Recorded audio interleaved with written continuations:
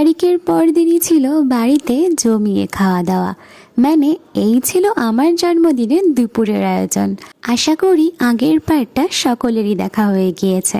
রেস্টুরেন্টে যতই birthday celebration কিংবা খাওয়া দাওয়া হোক না কেন, মায়ের হাতের রান্না ছাড়া জন্মদিন তো একদম অসম্পূর্ণ থেকে যায়। এই বিষয়ে তোমরাও আমার সাথে একমত হবে।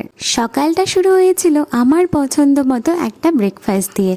তারপর লাঞ্চে ছিল নর্থ ইন্ডিয়ান স্টাইলের কারি রাইস, সাথে কয়েক রকমের ভাজা ভুজি, ভেজ ডাল, ফিশ ফ্রাই, দুধ পমফ্রেট কারি, লেমন পনির, শাহি মালাই চিকেন, সাথে মিষ্টি দই, আম, তাছাড়াও মিষ্টি, অনেক কিছুর আয়োজন করা হয়েছিল। আজকের মেইন আকর্ষণ শুধু আমিই নই, আমার সাথে আমার বেস্ট ফ্রেন্ডও ছিল। অনেক দিনের ইচ্ছে ছিল একটা স্পেশাল দিনে দুজনে একসাথে লাঞ্চ করব।